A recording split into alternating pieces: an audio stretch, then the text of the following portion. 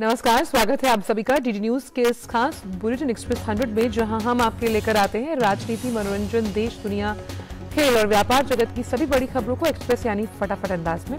मैं हूं आंचल गुलाटी गुम्बर, तो आइए देखते हैं खबरों को तेज रफ्तार के साथ। प्रधानमंत्री नरेंद्र मोदी वीडियो कॉन्फ्रेंसिंग के माध्यम से आज शाम श्री अरबिंदो की 150वीं जयंती के उपलक्ष्य में आयोजित एक कार्यक्रम में भाग लेंगे। वे श्री अरबिंदो के सम्मान में एक स्मारक सिक्का और डाक टिकट भी जारी करेंगे। केंद्रीय वित्त और कॉर्पोरेट मामलों की मंत्री Nirmala Sitharaman doctor Ambedkar international centre Janpath Nai Delhi में आज केंद्रीय वित्त राज्य मंत्री पंकज चौधरी की उपस्थिति में सीमा शुल्क अधिनियम 1962 के 60 साल पूरा होने के समारोह की अध्यक्षता करेंगी। केंद्रीय कौशल विकास एवं उद्यमिता तथा इलेक्ट्रॉनिकी और सूचना प्रौद्योगिकी राज्य मंत्री राजीव चंद्रशेखर दुबई में 2 दिवसीय इंडिया ग्लोबल फोरम में भाग लेंगे। G20 डेवलपमेंट वर्किंग ग्रुप की 4 दिवसीय बैठक भारत की अध्यक्षता में मुंबई में आज से शुरू। वहीं बेंगलुरु में G20 प्रेसिडेंसी ऑफ इंडिया के तहत 2 दिवसीय पहली वित्त और केंद्रीय बैंक के प्रतिनिधियों की बैठक शुरू होगी आज से। वहीं बेंगलुरु में होने वाली बैठक को केंद्रीय वित्त मंत्रालय और भारतीय रिजर्व बैंक आयोजित कर रहा है। पहली G20 वित्त और केंद्रीय बैंक के प्रतिनिधियों की बैठक में वित्तीय मामलों पर चर्चा पर जोर रहेगा। संसद के शीतकालीन सत्र में आज लोकसभा में केंद्रीय सहकारिता मंत्री अमित शाह बहुराज्य सहकारी सोसाइटी विधेयक 2022 पर चर्चा करने का प्रस्ताव पेश करेंगे। वहीं राज्यसभा में केंद्रीय मंत्री अर्जुन मुंडा संविधान अनुसूचित जातियों और अनुसूचित जनजातियों आदेश दूसरा संशोधन विधेयक 2022 पर चर्चा करने का प्रस्ताव पेश करेंगे। अर्जुन मुंडा प्रस्ताव करेंगे कि विधेयक को पारित किया जाए। इसके अलावा किरेन रिजिजू नई दिल्ली अंतर्राष्ट्रीय मध्यस्थम केंद्र संशोधन विधेयक 2022 को पेश करेंगे। किरेन रिजिजू विधेयक को पारित किए जाने का प्रस्ताव भी करेंगे। संसद भवन पर हुए आतंकी हमले की आज 21वीं बरसी। 13 दिसंबर 2001 को आज ही के दिन पाकिस्तान से आए 5 आतंकियों ने लोकतंत्र के पवित्र मंदिर संसद भवन पर हमला किया था। संसद पर हुए आतंकी हमले के दौरान 9 सुरक्षा बलों ने देश की रक्षा के लिए अपने प्राणों की आहुति दी थी। देश के इन सपूतों को आज संसद भवन में श्रद्धांजलि दी जाएगी। अरुणाचल प्रदेश के तवांग सेक्टर में सूत्रों के मुताबिक 9 दिसंबर के दिन भारतीय सेना और चीन के PLA के बीच आपसी झड़प की खबरें सामने आई, जिसका हमारी सेना के जवानों ने दृढ़ता से मुकाबला किया। आमने सामने की झड़प में दोनों पक्षों के कुछ कर्मियों को मामूली चोटें भी आई। इस घटना के बाद दोनों पक्ष घटनास्थल से हट गए और बाद में सेना के अधिकारियों के बीच फ्लैग मीटिंग हुई। गौरतलब है कि LOC के कुछ क्षेत्रों पर दोनों पक्ष अपने दावे की सीमा तक क्षेत्र में गश्त करते हैं। विदेश मंत्री डॉक्टर एस जयशंकर आज से अमेरिका के 2 दिवसीय दौरे पर रहेंगे। विदेश मंत्री एस जयशंकर न्यूयॉर्क में भारत की अध्यक्षता में चल रहे संयुक्त राष्ट्र सुरक्षा परिषद के 2 उच्च स्तरीय कार्यक्रमों की अध्यक्षता करेंगे। इस दौरान एस जयशंकर संयुक्त राष्ट्र मुख्यालय में महात्मा गांधी की प्रतिमा का अनावरण भी करेंगे। प्रतिमा संयुक्त राष्ट्र के लिए भारत की ओर से एक उपहार होगी। विदेश मंत्री शांति सैनिकों के खिलाफ अपराधों की रोकथाम के लिए एक मैत्री समूह की शुरुआत भी करेंगे। विदेश मंत्री डॉक्टर एस जयशंकर ने सोमवार को UAE में India global forum UAE 2022 partners for global impact का उद्घाटन किया। सप्ताह भर चलने वाले फोरम में भारत, UAE और दुनिया भर के प्रमुख राजनीतिक, व्यापारिक और सांस्कृतिक हस्तियां हिस्सा ले रही हैं। भारत ग्लोबल फोरम और भारत UAE एक पर पैनल चर्चा में विदेश मंत्री डॉक्टर एस जयशंकर ने कहा कि समय के साथ ये संबंध और मजबूत होंगे। कार्यक्रम को संबोधित करते हुए जयशंकर ने कहा कि UAE आज भारत का तीसरा सबसे बड़ा व्यापारिक भागीदार और दूसरा सबसे बड़ा निर्यात बाजार है।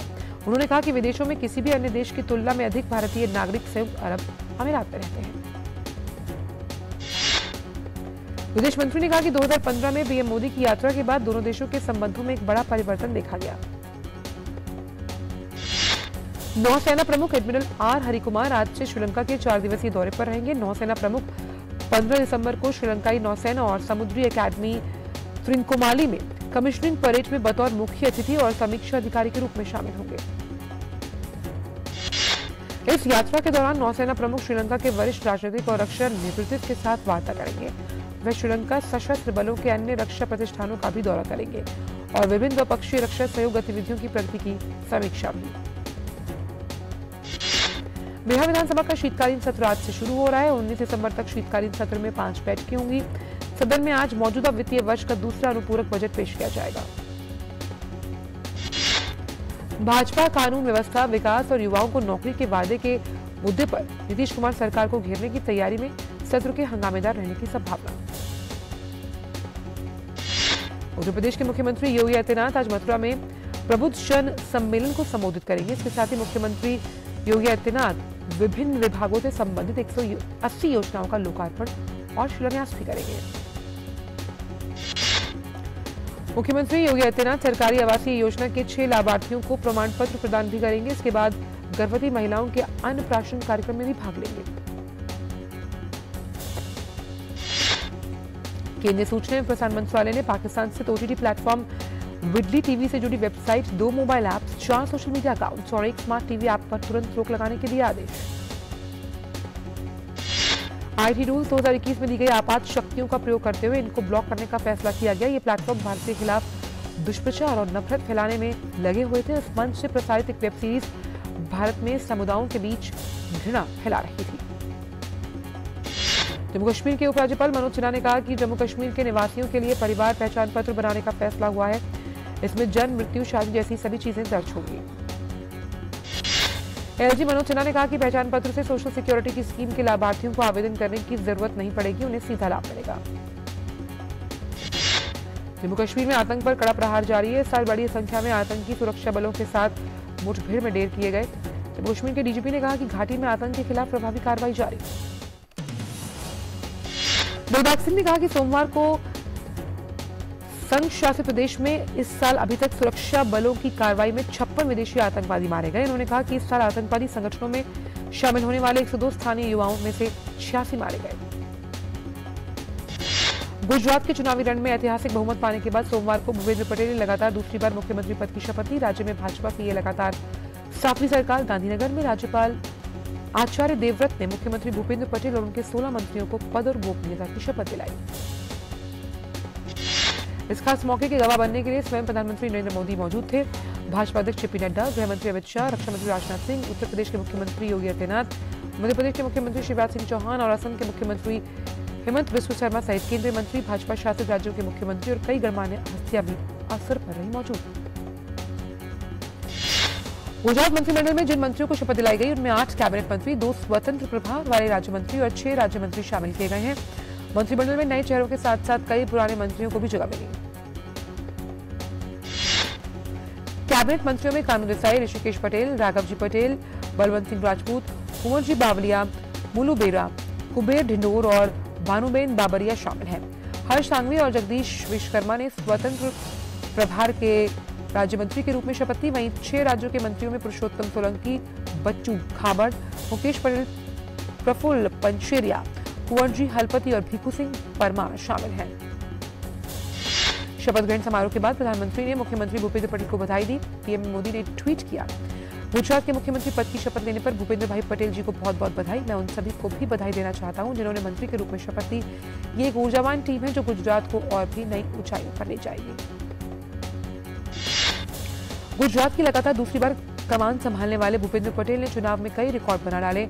उन्होंने घाटलोडिया निर्वाचन क्षेत्र में लगभग 1,92,000 मतों से रिकॉर्ड अंतर से जीत हासिल की। इसके साथ ही उनके नेतृत्व में भाजपा ने गुजरात के इतिहास की सबसे बड़ी चुनावी जीत हासिल करते हुए 182 सदस्यों वाली विधानसभा में 156 सीटें हासिल की। कांग्रेस के नेता और पूर्व मंत्री राजा पटेरिया के पीएम मोदी पर दिए आपत्तिजनक बयान पर देश में सियासी उबाल आ गया। विवादित बयान के बाद राजा पटेरिया को मध्य प्रदेश की पन्ना पुलिस ने गिरफ्तार कर लिया। कांग्रेस नेता राजा पटेरिया के पीएम मोदी पर आपत्तिजनक बयान के बाद मध्य प्रदेश के मुख्यमंत्री शिवराज सिंह चौहान ने कहा कि दुनिया के सबसे लोकप्रिय नेता के बारे में ये कहना भयंकर अपराध। राहुल गांधी जवाब दे कि ये कांग्रेस की नीति है या रणनीति, ये अक्षम्य अपराध है जिसे माफ नहीं किया जा सकता। इससे पहले भाजपा के नेताओं ने राज्य के पुलिस महानिदेशक से मुलाकात कर विवादित बयान देने वाले राजा पटेरिया को गिरफ्तार करने की मांग की थी। उपभोक्ता मूल्य सूचकांक पर आधारित खुदरा मुद्रास्फीति इस वर्ष नवंबर में 11 महीने के निचले स्तर पर 5.88% पर। सांख्यिकी और कार्यक्रम कार्यान्वयन मंत्रालय द्वारा जारी किए गए आंकड़ों के अनुसार मुख्य रूप से खाद्य कीमतों में कमी के कारण खुदरा मुद्रास्फीति में कमी आई, जो हायर बेल इफ्तात 4.67% पर रही। खुदरा महंगाई दर पिछले साल दिसंबर के बाद से सबसे निचले स्तर पर आ गई। अक्टूबर में देश की वार्षिक खुदरा मुद्रास्फीति 3 महीने के निचले स्तर पर 6.77%। खुदरा मुद्रास्फीति के नवंबर में घटकर 5.88% आने पर नीतिगत दर में वृद्धि का चक्र समाप्त होने की संभावना बढ़ी। एसबीआई के अर्थशास्त्रियों ने एक रिपोर्ट में कहा। पर्यटन मंत्रालय ने 10 अंतर्राष्ट्रीय भाषाओं सहित 12 भाषाओं में 24 घंटे बहुभाषी पर्यटक सूचना हेल्पलाइन स्थापित की। आरबीआई ने देश में स्थित निवासी इकाइयों को अंतर्राष्ट्रीय वित्तीय सेवा केंद्र में सोने की कीमतों से जुड़े जोखिम से बचाव को मंजूरी दी। नवंबर में रत्न एवं आभूषण निर्यात एक साल पहले की तुलना में 11% से ज्यादा बढ़कर 19,855 करोड़ रुपए गया। एक साल पहले नवंबर 2021 में ये जो निर्यात था वो 17,755 करोड़ रुपए था। वित्त मंत्रालय ने बताया कि अप्रैल 2015 में प्रधानमंत्री मुद्रा योजना शुरू किए जाने के बाद 37 करोड़ 76 लाख अधिक ऋण प्रदान किए गए। मंत्रालय ने कहा कि 25 नवंबर 2022 तक ऋण की राशि 20,43,000 करोड़ रुपए से अधिक। श्रम और रोजगार मंत्रालय के एक सर्वेक्षण का उल्लेख करते हुए वित्त मंत्रालय ने यह भी कहा कि 2015 और 2018 के बीच 3 वर्षों की प्रधानमंत्री मुद्रा योजना से कुल 1 करोड़ 12 लाख रोजगार के अतिरिक्त अवसर उत्पन्न करने में मदद मिली। वक्ती ब्रेक का। हमने फसल बीमा योजना को अधिक प्रभावी बनाया, उसके दायरे में ज्यादा किसानों को लाए। नहीं है डर नहीं फिकर, मिली हमें नई डगर, फसल का करवा के बीमा किसान की चिंता को छीना, हुआ सुरक्षित कल सुरक्षित फसल निश्चित किसान, फसल बीमा सबका समाधान। आज ही प्रधानमंत्री फसल बीमा योजना से जुड़ें और फसल नुकसान से होने वाली आर्थिक हानि से निश्चिंत हो जाएं, ताकि प्राकृतिक और स्थानीय आपदा पर भी फसल नुकसान होने पर आप उसकी सही कीमत पाएं। प्रधानमंत्री फसल बीमा से जुड़ने के लिए आज ही नजदीकी कृषि कार्यालय, सहकारी समिति, बैंक शाखा, अधिकृत बीमा कंपनी या जन सेवा केंद्र में जाएं, क्योंकि सुरक्षित फसल निश्चिंत किसान, फसल बीमा सबका समाधान। कृषि एवं किसान कल्याण मंत्रालय, भारत सरकार। क्या बात है, बहुत ठीक लग रहा है। 3 महीने में पैसे डबल, वाह, फास्ट और हाई रिटर्न्स भी। क्या स्कीम है? कल तो नहीं थी यहाँ। और कल होगा भी नहीं। तूने कभी 5 ओवर में डबल सेंचुरी मारी है? ऐसे स्कीम के बहकावे में आके हम धोखा खा सकते हैं। और आरबीआई कहता है अपना पैसा सुरक्षित रखो और समझदारी से निवेश करो। अगर ज्यादा रिटर्न के पीछे भागोगे तो रिस्क भी उतना ही उठाओगे। और फास्ट रिटर्न से बच के, और फास्ट बॉलिंग से भी। आरबीआई कहता है जानकार बनिए, सतर्क रहिए।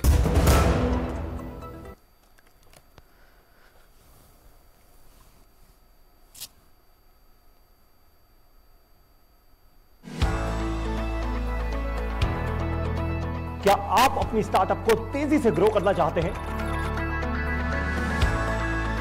और अपनी स्टार्टअप को ग्रो करने में आपको बहुत सारी दिक्कतें आ रही हैं?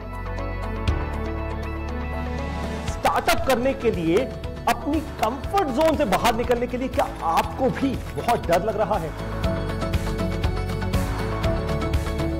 स्टार्टअप करना है ना, तो स्टार्टअप चैंपियन से सीखो। देखिए startupchampions.o डीडी नेटवर्क पर।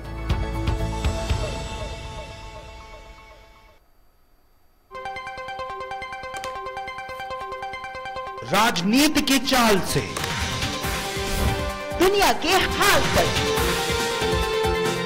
खेल के मैदान से किसान के खलियान तक, दिन भर की हर छोटी बड़ी खबर को समेटे खबर के हर किरदार को दिखाते हैं हम। डीडी न्यूज का प्राइम टाइम शो, सटीक और भरोसेमंद खबरें, खबर ही नहीं खबर का विश्लेषण भी, नए तेवर, नए कलेवर, नई धार और नई रफ्तार के साथ देखिए न्यूज नाइट हर रात 8 बजे सिर्फ डीडी न्यूज पर।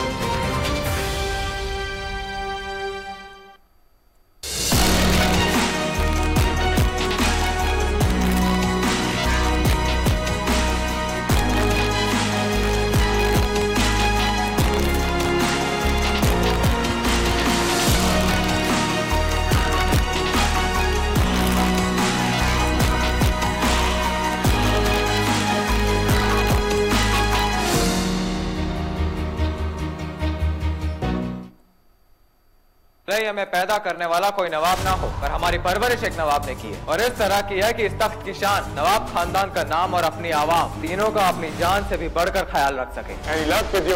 उस वजीर अली के साथ दे रही है। हमारे देश को लूटकर हमारे आवाम की जान लेकर दोस्ती तो निभा रहे हैं, अब हमारी बारी है जनाब शेरी। सॉवरेन से जनरल रास्किन को मैसेज भेजो, वजीर अली अटैक करने आ रहा है।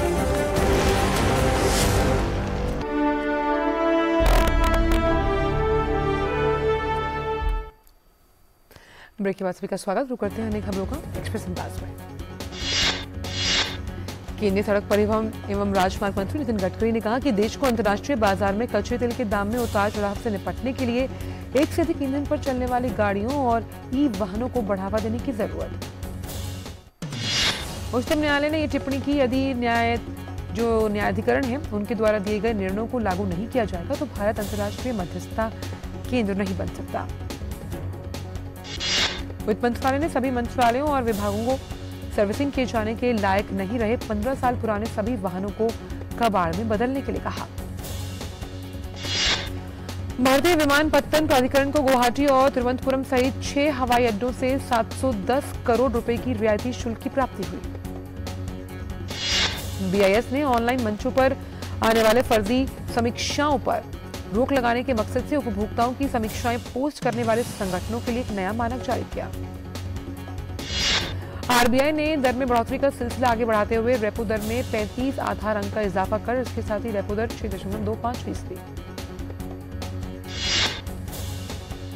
भारत की डिजिटल भुगतान सेवाएं उपलब्ध करवाने वाली कंपनी पेटीएम की परिचालक 197 कम्युनिकेशन लिमिटेड अपनी प्रस्तावित शेयर पुनर्खरीद पेशकश के लिए आरंभिक सार्वजनिक निगम के मिली राशि का इस्तेमाल नहीं कर सकती। राष्ट्रीय सांख्यिकी कार्यालय की ओर से जारी आंकड़ों के अनुसार ब्रिटेन का जीडीपी अक्टूबर तिमाही में से पिछली जुलाई तिमाही की तुलना में 0.3% घटा। मेटा स्वामित्व वाला व्हाट्सएप कथित तौर पर ऐप के भविष्य के अपडेट के लिए व्यू वंस टेक्स्ट मैसेज भेजने की क्षमता लाने पर काम कर रहा है। माइक्रो ब्लॉगिंग प्लेटफॉर्म ट्विटर ने कहा कि अकाउंट्स के प्रतिरूपण को रोकने के लिए वेरीफाइड ब्लू चेक मार्क प्राप्त करने के लिए फोन वेरिफिकेशन आवश्यक। अमेरिका ने अगले 3 वर्षों में अफ्रीका को $55 बिलियन की धनराशि देने की घोषणा की। अमेरिकी राष्ट्रपति जो बाइडेन इस सप्ताह अमेरिका अफ्रीका शिखर सम्मेलन की मेजबानी करेगा।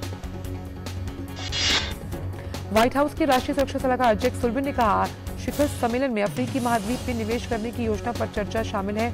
आगे सुल्लिवन ने कहा, राष्ट्रपति जो बाइडेन शिखर सम्मेलन में चर्चा के लिए एक विशेष प्रतिनिधि भी नियुक्त करेंगे। चीन अपनी सख्त शून्य कोविड नीतियों के तौर पर निवासियों के आने जाने पर नजर रखने की आवश्यकता खत्म करेगा। कोरोना वायरस को फैलने से रोकने के लिए लागू की गई चीन की इन कड़ी नीतियों का व्यापक पैमाने पर विरोध किया गया। सरकार ने पिछले सप्ताह घोषणा की थी कि वह ज्यादातर कठोर उपायों को खत्म कर रही है। वहीं बीजिंग और कई अन्य शहरों में पिछले महीने पाबंदियों को लेकर प्रदर्शन तेज हो गए थे और प्रदर्शनकारियों ने चीन के राष्ट्रपति शी जिनपिंग और सत्तारूढ़ कम्युनिस्ट पार्टी से इस्तीफे की मांग की थी। कोलंबिया की सरकार और नेशनल लिबरेशन आर्मी के प्रतिनिधियों के बीच शांति वार्ता की पहली बैठक। कोलंबिया के लगभग 6 दशकों के सशस्त्र संघर्ष में सरकार और नेशनल लिबरेशन आर्मी के बीच वार्ता हो रही है। वार्ता का दूसरा और अगला चरण जनवरी महीने में मेक्सिको में शुरू होगा। एक संयुक्त बयान में दोनों पक्षों ने कहा कि समझौते के 4 बिंदुओं पर सहमति बन गई है, जिसमें गंभीर हिंसा के खिलाफ कदम उठाना शामिल है। सर्बिया के नागरिकों ने कोसोवो में रहने वाले सर्बियाई मूल के लोगों के समर्थन में प्रदर्शन किया। प्रदर्शनकारियों ने नारे लगाते हुए कोसोवो सर्बिया का अभिन्न अंग था और रहेगा, ये कहा। कोसोवो ने 2008 में सर्बिया से स्वतंत्रता की घोषणा की थी, लेकिन सर्बिया कोसोवो की स्वतंत्रता को मान्यता नहीं देता। इसके साथ ही सरकार और संस्थानों को भी मान्यता नहीं देता। सर्बिया ने आरोप लगाया कि कोसोवो में सर्बिया के लोगों को प्रताड़ित किया जा रहा है। यूक्रेन के प्रधानमंत्री डेनिस शिमहाल ने फ्रांस की यात्रा के दौरान अपने फ्रांसीसी समकक्ष एलिजाबेथ बॉर्न से पेरिस में मुलाकात की। यूक्रेन के लिए एक उच्च स्तरीय एकजुटता सम्मेलन में पहले दोनों नेताओं की ये पहली मुलाकात।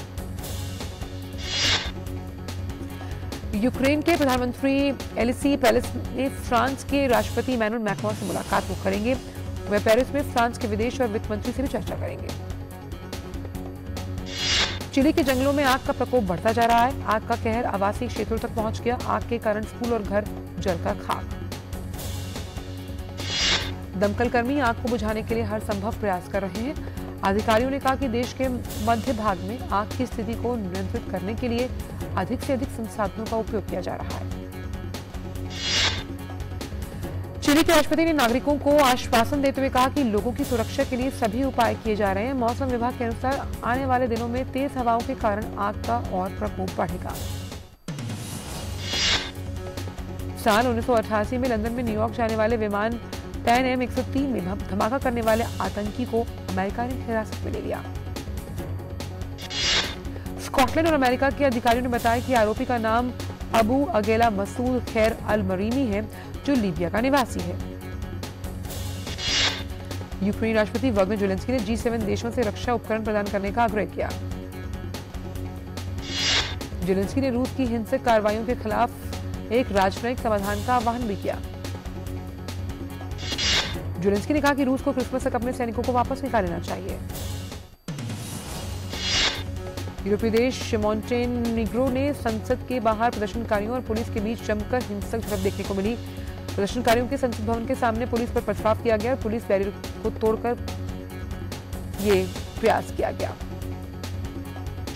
प्रदर्शनकारियों ने कहा कि देश में जल्द से जल्द चुनाव कराए जाएं, साथ ही राष्ट्रपति मिलो ज़ुकानोविच के खिलाफ शक्तियों को नियंत्रित करने के लिए कानून बनाया जाए। फीफा वर्ल्ड कप 2022 का पहला सेमीफाइनल क्रोएशिया और अर्जेंटीना के बीच आज खेला जाएगा। अर्जेंटीना के खिलाफ सेमीफाइनल से पहले क्रोएशिया के स्ट्राइकर ब्रूनो पेटकोविच का मानना है कि उनकी टीम के पास किसी खास खिलाड़ी को लेकर कोई योजना नहीं है। उन्होंने कहा कि किसी एक खिलाड़ी पर ध्यान केंद्रित नहीं किया गया।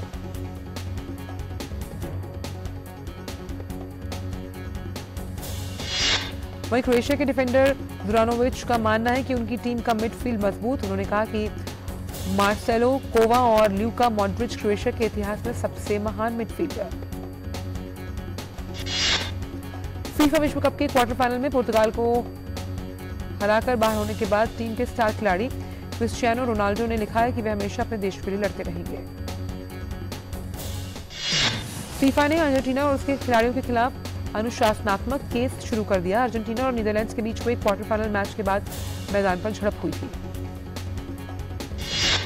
जापान को 2-1 से हराकर FIH hockey women's nation league में पूल बी के शीर्ष पर पहुंची भारतीय महिला हॉकी टीम। भारतीय टीम का कल दक्षिण अफ्रीका से हुआ मुकाबला।